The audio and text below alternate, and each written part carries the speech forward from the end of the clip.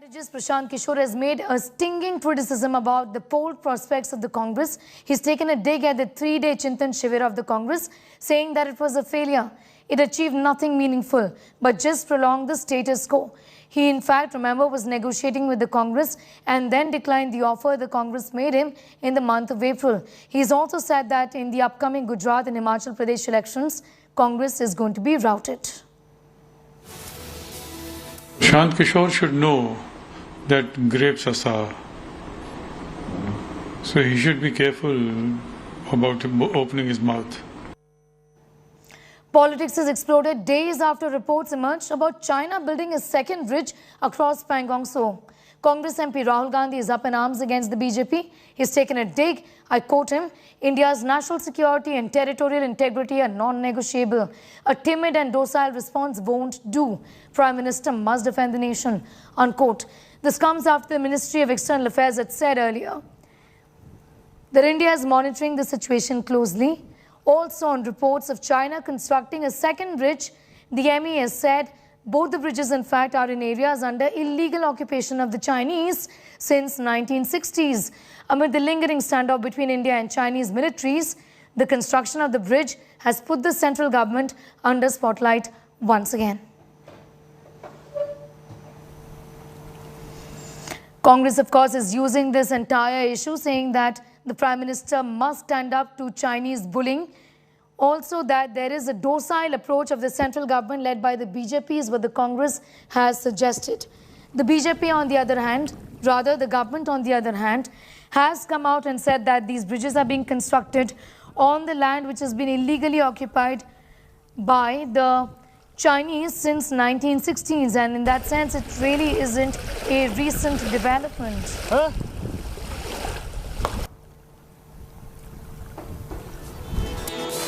The BJP, in fact, the central government, in fact, has come out and said that the bridges are being constructed under areas which are under the illegal occupation of the Chinese since the 1960s.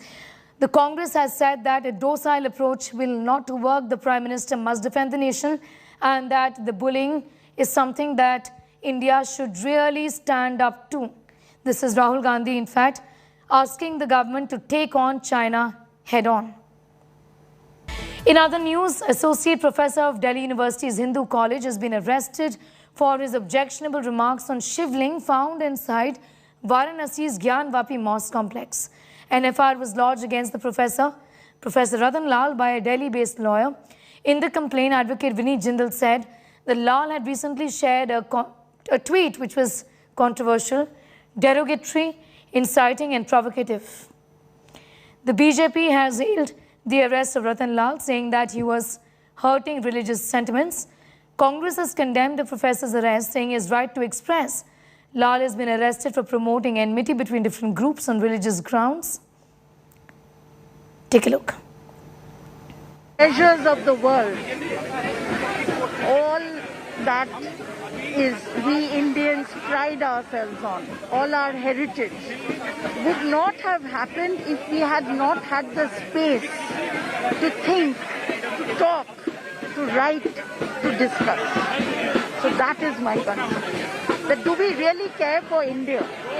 If I believe कि मेरा भारत महान, तो हमें उतना ही महान जगह तैयार करना है। देख सकते हैं, समझ सकते हैं कि इस गिरफ्तारी से एक मैसेज देने की कोशिश है, और वो मैसेज क्या है? वो मैसेज है कि डिस्क्रिमिनेशन के खिलाफ अगर कोई आवाज बुलंद होगा तो उसे बंद कर दिया जाएगा। कम्युनल सवाल के जो कम्युनल डिस्क्रिमिनेशन है, उस डिस्क्रिमिनेशन को उठाने का ही काम किया था रतन लाल ने, और उसको सांप्रदायिक सौहार्द बिगाड़ने का जो तरीका है वो आरएसएस और भाजपा ने किया है, और ये एफआईआर उसके बाद अगला कदम है कि जो भी डिस्क्रिमिनेशन के खिलाफ बोलेगा उसको बंद कर दिया जाएगा। इतना आपत्तिजनक बात उसके अंदर लिखी गई थी कि मैं उसको मेंशन नहीं करना चाहूंगा।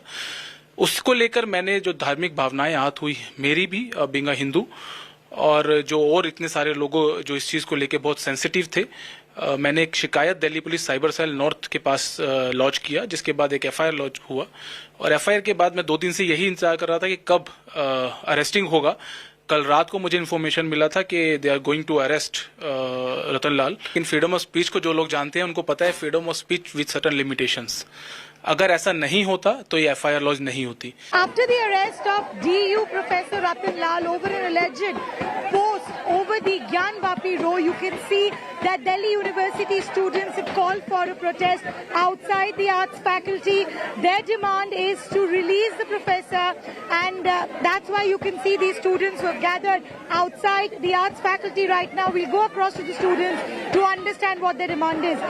Recently, Modi government is curbing the democratic voices. Whoever raise a voice against their politics, the divisive politics which they are doing in this country, whoever raising their voice, they are curbing their voices. So as you heard the person, they say that the post could be objectionable, but the way it's being dealt with is wrong.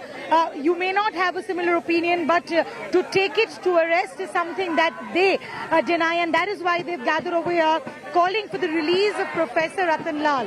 With video journalist Abhishek Bai, this is Shir Chatterjee for India Today.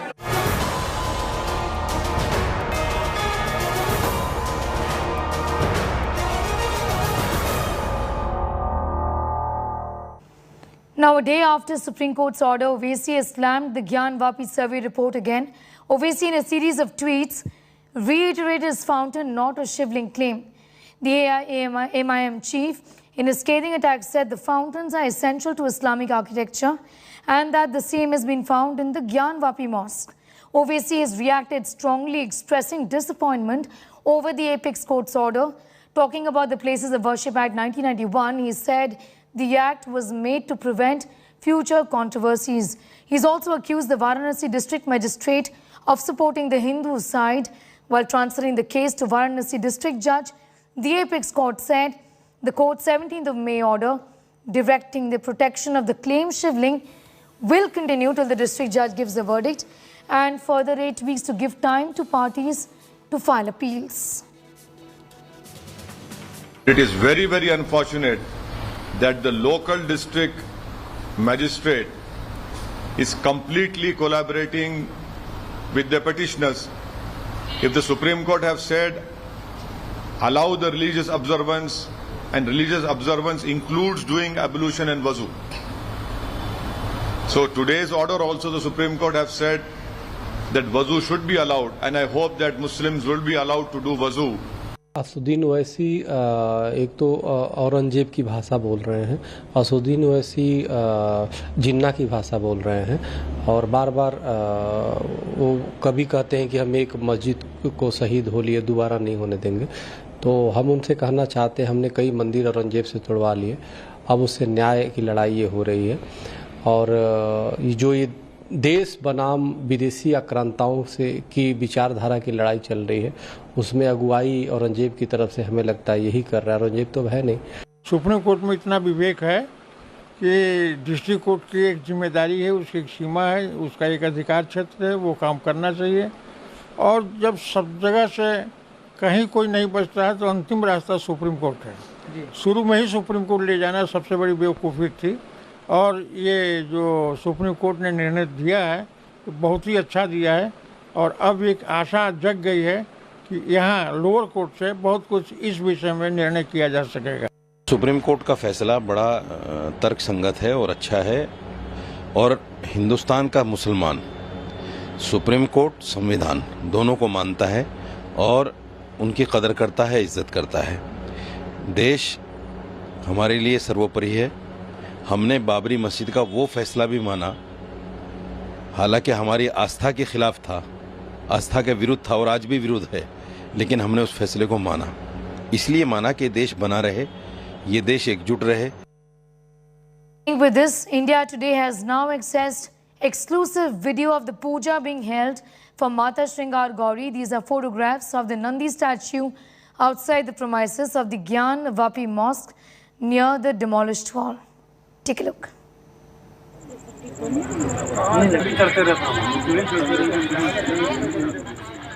With massive protests has erupted for a 22-year-old boy in Hyderabad called Neeraj Pawar, who was brutally killed on the busy streets of Hyderabad's Begum Bazaar on Friday evening. The police has for now detained 4 people. 2 of them are close relatives of the woman he married a year ago. 2 others are of the same caste as the girl. Neeraj was stabbed multiple times by 5 unknown assailants. The victim, along with his father, were traveling on the bike when the assailants stopped them, attacked him with a knife and boulder. He was rushed to the hospital. He succumbed, however, to all his injuries. As per reports, he had married a girl a year ago in spite of opposition from her family. The girl's family was not happy with this. Neeraj belonged to a different caste. Police has lodged an FIR on the case. He is suspecting the role of the woman's family in the murder. Meanwhile, police have sent the body to the Osmania hospital and have cordoned off the crime scene for further probe. अब मैं खुश हूँ तो इन लोगों को क्या परेशानी है? मेरा बच्चा हो गया, 1.5 साल का भी नहीं है बच्चा हो, एक महीने का है। मेरे को इंसाफ चाहिए मेरे हस्बैंड का, मेरे बच्चे का भी इज्जत चाहिए। मेरे भाइयों का नाम लंदन है। ये लोग करे, मुझे इंसाफ चाहिए। लोग की फोटो है मेरे पास, मैं बताती फोटो। क्या धमकी दी है? कब से दी? मार देते उनकी शादी करे, जब से धमकी दे रहे कि दोनों को जिंदा नहीं छोड़ते, हम मार देते। धमकी दे रहे हम दोनों को। मैं PS में कंप्लेन भी कर रही तो भी धमकी दे रहे ये लोग। ये कई को अटैक करे होंगे? ये लव मैरिज हुआ भाई। ये इंटरकास्ट मैरिज है। हाँ, इंटरकास्ट मैरिज है। इससे पहले कुछ धमकियां उनके दिए? इससे पहले हम लोग पुलिस स्टेशन में कंप्लेंट दिए थे। अफजलगंज में दे दिए थे। हमारे मामा जी की दुकान गए थे, यहाँ पे पीछे मामा जी की दुकान है, वहाँ से वापस आ रहे थे। 5 मिनट में हुआ। किधर हुआ? यही गली के अंदर। कितने बजे हुआ ये? कितने बजे हुआ? Timing 7:30। Prima facie, because we are still interviewing them. Prima facie, we came to know that 2 are related to the close relatives of us.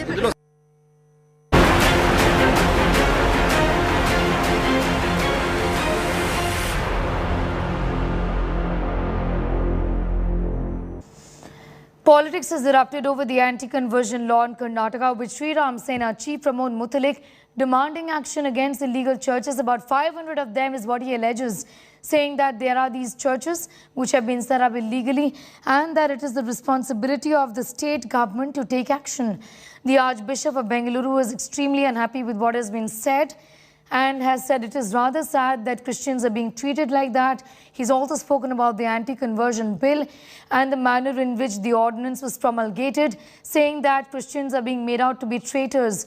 They are not, and that they teach the Constitution in their schools and uphold values. Remember, the anti-conversion bill is aimed at preventing conversions by means of allurement, coercion, force, fraudulent means and also mass conversions. According to the government, these instances cause disturbance of public order in the state.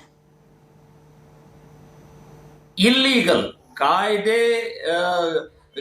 ಅಂದ್ರೆ illegal ಕಾನೂನು ಬಾಹಿರವಾದಂತಹ ಚರ್ಚ್ಗಳು, ಮನೆ ಇರಬಹುದು, ಸಮುದಾಯ ಭವನ ಇರಬಹುದು, ಕಲ್ಯಾಣ ಮಂಟಪ ಇರಬಹುದು, ಹೀಗೆಲ್ಲವನ್ನೂ church ಮಾಡ್ತಾ ಹೊರಟಿದ್ದಾರೆ. So ಇದನ್ನೂ ಕೂಡ ಹದ್ದು ಬಸ್ನಲ್ಲಿಡಬೇಕು. ಇಲ್ಲೀಗಲ್ ಏನೇನು ಚರ್ಚ್ಗಳನ್ನು ಮಾಡಿದ್ದಾರೆ, ಸಾವಿರಾರು ಚರ್ಚ್ಗಳಿದ್ದಾವೆ. ಈಗ ನನ್ನ ಕಡೆಗೇನೆ 500ಕ್ಕೂ ಹೆಚ್ಚು ದಾಖಲೆಗಳು ಇವತ್ತು ಬಂದಿದ್ದಾವೆ ಇಲ್ಲೀಗಲ್ ಚರ್ಚ್ಗಳನ್ನು ಮಾಡಿದ್ದು. ಸೊ ಅದನ್ನ ನಾನು ಸರ್ಕಾರಕ್ಕೆ ಒಪ್ಪಿಸ್ತೇನೆ. ಈ ಕಾಯ್ದೆಯನ್ನ ಇಂಪ್ಲಿಮೆಂಟ್ ಮಾಡುವುದು ಕೂಡ ಸರ್ಕಾರದ್ದೇ ಜವಾಬ್ದಾರಿ. ಇಲ್ಲಾದ್ರೆ ಸಂಘಟನೆಗಳ ಪ್ರವೇಶ ಮಾಡಿದರೆ ಸಂಘರ್ಷ ಆಗತ್ತೆ, ಆಗಬಾರದು ಅಂತನ್ನುವಂಥದ್ದಿದ್ರೆ ಸರ್ಕಾರ ಪೊಲೀಸ್ ಇಲಾಖೆಯ ಮೂಲಕ ಅವರನ್ನು ಈ ಕ್ರಿಶ್ಚಿಯನ್ ಚಟುವಟಿಕೆಯನ್ನು ಹದ್ದು ಬಸ್ನಲ್ಲಿ ಇಡಬೇಕು ಅಂತನ್ನುವಂಥದ್ದು ನಾನು ಆಗ್ರಹವನ್ನು ಮಾಡ್ತಾ ಇದ್ದೀನಿ. Due hurry in which it was done was not very healthy, because as far as I know, within 2 months the government would have had the required numbers, and if they had passed it, I think I wouldn't be able to say much about it. The legal process has been followed, but then to do it overnight with the help of the ordinance suspects that the Christians are very dangerous people. The Christians are people who have to be avoided and watched, and they have to be quickly justice should be done, and they should be handled in this way. That's a little sad thing for me. Well, Apple is not going to be accepting payments made via credit and debit cards in India from the 1st of June onwards. Customers using their services will have limited payment options in the form of UPI and net banking. So what does this really move mean for customers? Let's find out. If you received an email from Apple about updating your payment details in the past week, then you're not alone. The company has stopped accepting payments for subscriptions and services which are made using debit or credit cards from customers in India. Instead, users can now recharge their Apple ID balance or credit via net banking, UPI or store codes. These changes have been made to comply with the Reserve Bank of India rules. In an email to customers, Apple said, in light of upcoming Reserve Bank of India regulations starting June 1st, credit and debit cards can no longer be used for purchases or subscriptions on the App Store or other Apple services. These rules apply to popular services like Apple Music, iCloud Plus, Apple TV, and even other subscriptions like Spotify or Netflix on your Apple device. The RBI rules also state that tech companies or platforms will not be able to store card information of customers and will instead have to opt for tokenization. But Apple is not the only company to do so in India. Netflix, Spotify, and even Google have also made changes to their auto payment methods for the same reason.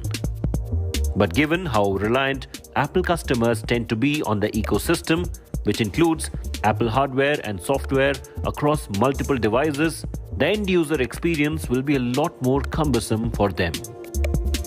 They will now need to periodically add funds to their Apple ID and ensure there is adequate balance based on their subscriptions around the billing date. Meanwhile, one can only hope that tech companies and the RBI comes up with a solution that's safer and quicker for the end user. Until then, it might make sense to sort out your UPI account. Bureau Report, India Today. That brings us to the end.